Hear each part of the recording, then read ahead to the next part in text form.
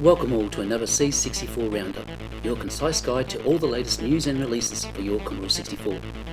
So let's start things off with a game that's been slated for release for more than 5 years, Hammer Down.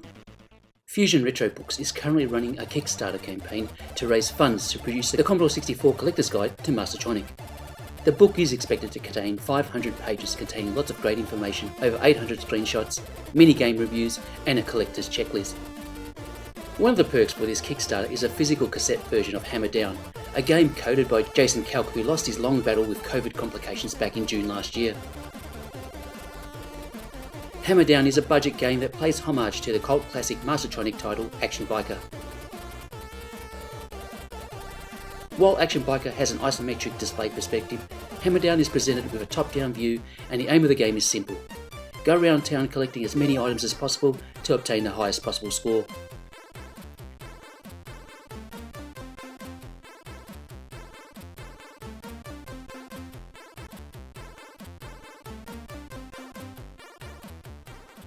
Pushing the joystick up accelerates your biker, while pushing down will slow him down. Steering is done with the left and right control movement. If your bike hits any obstacle, then you lose one of your game lives and respawn from the start point.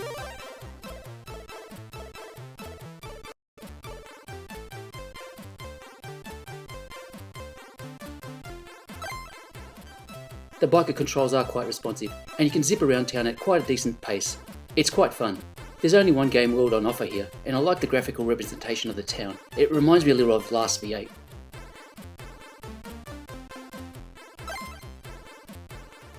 Some collectible items at first look impossible to collect, but with a bit of planning and careful turning, I found I was able to safely collect most of the items on the map.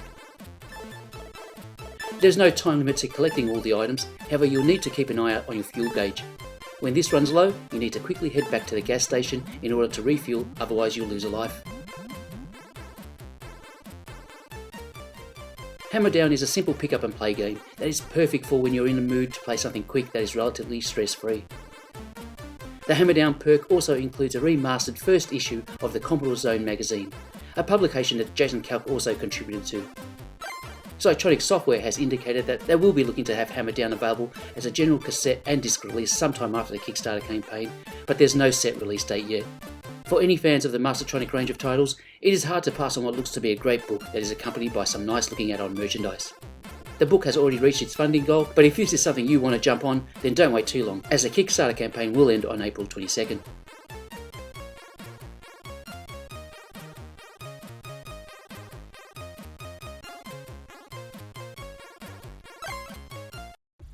C64 Club Berlin held their 16th party event in late February, which included a C64 graphics competition. Here are the results.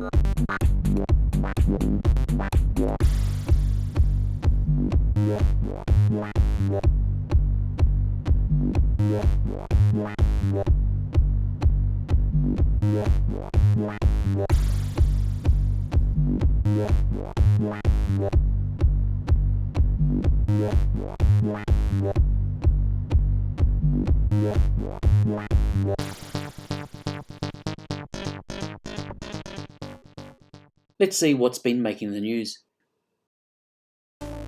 Russell Mills is currently working on a new mystery arcade game, Yeti Mountain. Your friend's gone missing while on a skiing vacation, but you sense it's more than just an accident. So you head on to the ski resort to conduct your own investigation, chatting with the locals, searching for items and completing quests.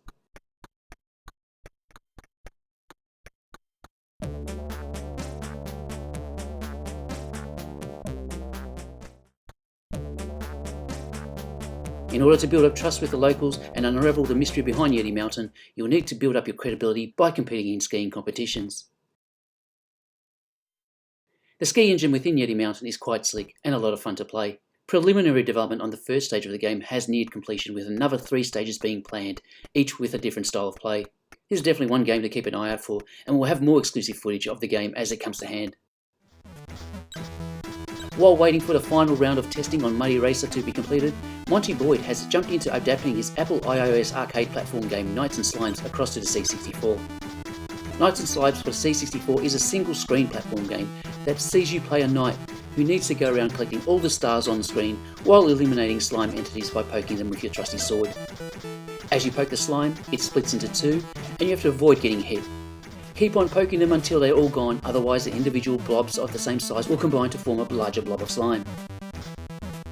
There are 3 power-ups to pick up: Lightning Bolt splits all slimes in one go, Snowstorm freezes slimes, and Fireball, turning you into a flying fireball that splits slimes as you go by.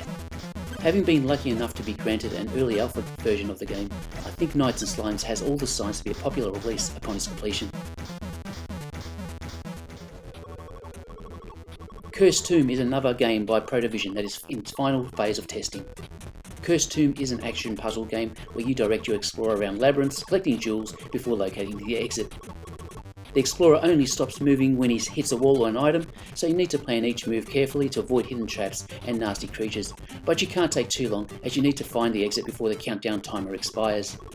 The development of Cursed Tomb has been somewhat drawn out, but the latest round of changes has seen the game become more refined, with improved collision detection, better sound effects, the inclusion of 3 difficulty settings, and an addition of 11 more levels, bringing the total to 75. Fingers crossed, Cursed Tomb will be available within 2 to 3 months.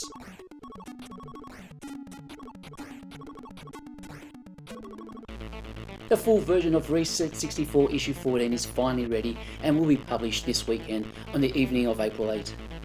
Issue 14 is a run and gun themed edition filled with 78 A4 pages of great content. Along with your standard game reviews and news features, you'll find many great feature articles, interviews and reflective blasts from the past as the Reset 64 team deliver you with content that is lovingly put together with a higher degree of passion for their favourite microcomputer. Issue 14, along with all the past issues of Reset 64, will be available from the Reset 64 itch.io page. Time to check out some game releases that have recently hit the scene. Many of you would be anticipating the release of last month's feature game, Likia: The Lost Island. While we wait for the game to get its release, the Pulsar team has treated us with the release of the Likia Prologue, Nathan's Story, a mini-game that is designed to give us a small taste of what the main Likia game will offer.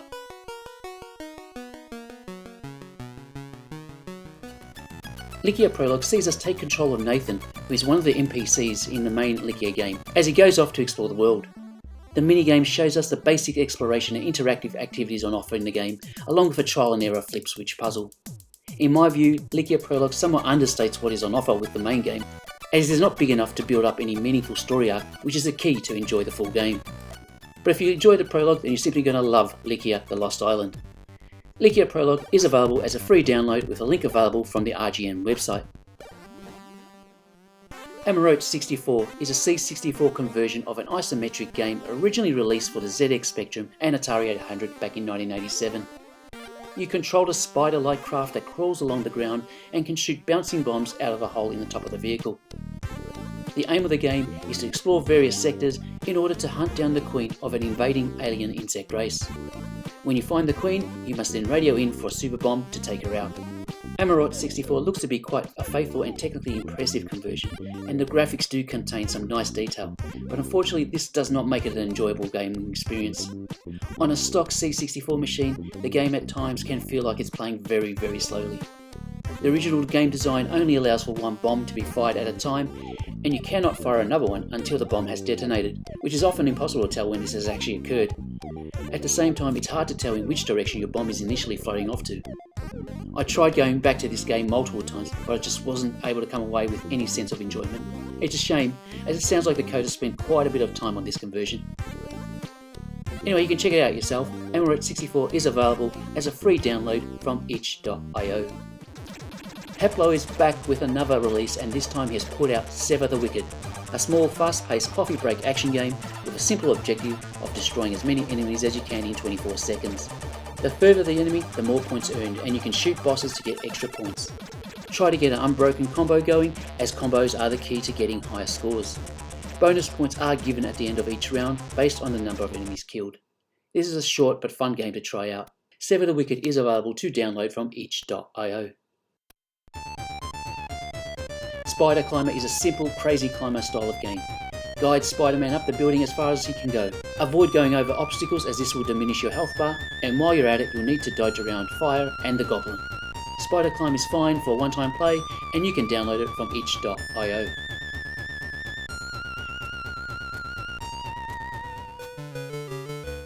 Hey, look who's back, it's Bagman, and apparently he's ready to strike back for some reason. Bagman Strike Back is a sequel to Bagman Comes Back, which we covered back in December 2021.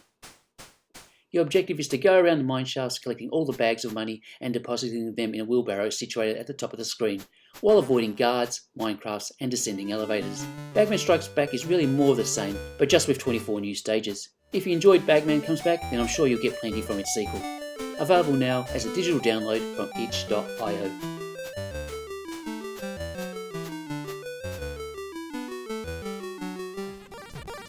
For those of you who've been looking forward to getting tasered in the crotch, then the good news is that the game will receive a general release on April 11.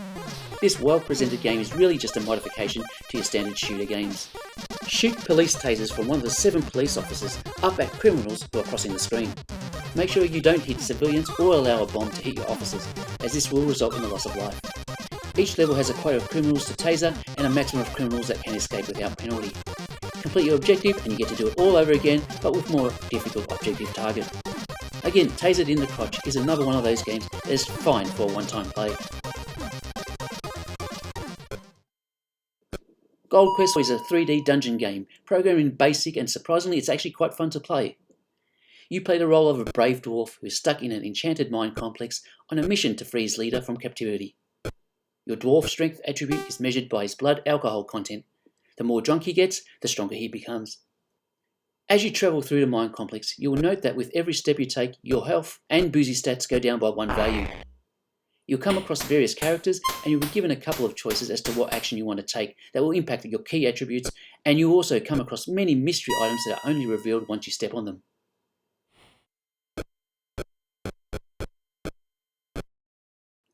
Find the exit to the level and then you're taken to a tavern where you have the option to buy some upgrades, do a bit of gambling, or sit down and regain your strength with a meal. Once you're done with your rest and recreation, then it's on to the next level where things get more progressively difficult.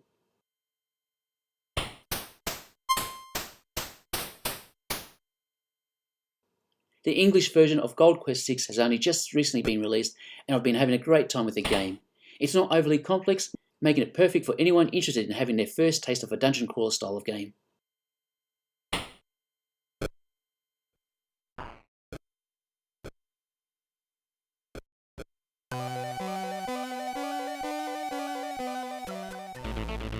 And that is a wrap on another C64 roundup. Thank you so much for taking the time to watch this video, and I hope you found something of interest this month. As always, an extra thank you to viewers who contribute financially to the channel via Patreon or Ko-fi.